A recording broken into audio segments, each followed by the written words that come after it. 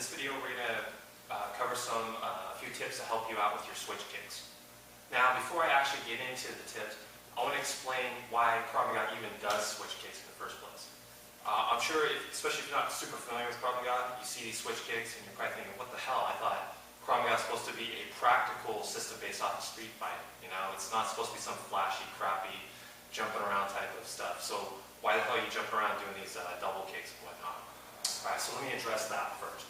First of all, switch kicks are in our level 5 curriculum, which means brown belt and above material. So it's for students who've been training a long time, who already know all the basic kicks, front, sides, and rounds, and a few spin kicks and things like that. So we need to teach them something with kicks to keep them challenged. So it's just really good to keep them challenged, help them out with their coordination. It's also good for conditioning too. You start rattling off lots of switch kicks, heart rate goes up really high, so it's great for conditioning. To me, for those of you who are familiar with boxing, it's like the equivalent of doing a little shoe shine action. So if you guys don't know what that means, shoe shine is you're throwing a lot of uppercuts and real close, and then maybe finishing with a hook. Well, to me, this is like the equivalent of the shoe shine, but for the lower body. So it's just mostly for our advanced students, just to keep them challenged.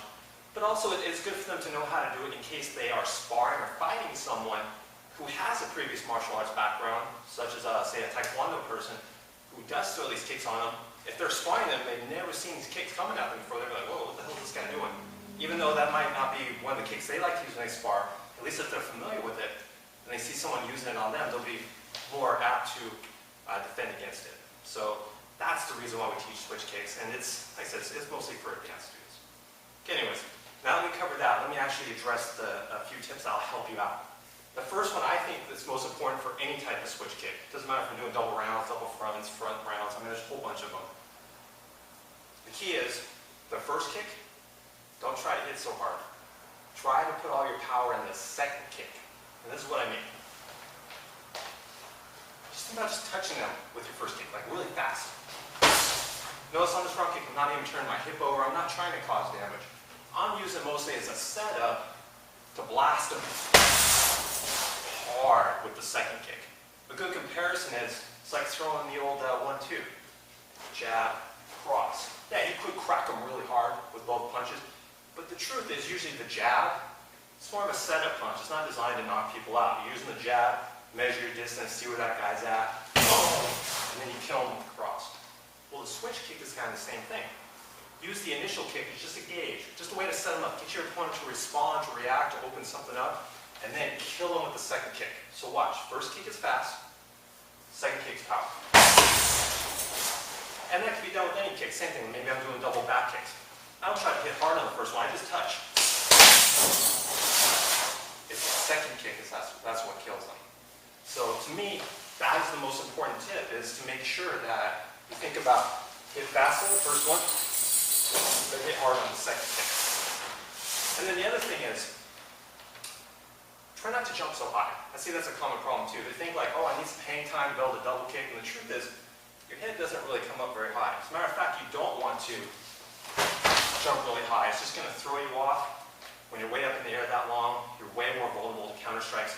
So you're going to stay relatively low to the ground. You watch my head, it doesn't really go up that high. So think about bending your knees, just touch them with the first kick, and as soon as you make the impact of that kick, then it's just a quick jump on the second kick. And that's actually a drill you can do, is do the first kick and just hold it out there. Touch the target. It's actually a good drill for your balance. Hold it, hold it, hold it, and then when you're ready, blast them with the second kick. Whether I'm doing double rounds, double fronts, whatever. So I think those are two important tips. Hit quick, hit hard on the second kick, and then you can try that drill that I just showed you there, where think about staying close to the ground, hold your leg up, and then when you jump, it's not a big jump. It's more like you're just taking your foot off the ground, not really jumping up in the air. So you're switching legs. That's the name, switch kicks. So anyways, I'm tired. All this fucking switch kicking is making me tired, like I said earlier, so I'm done. Video's over.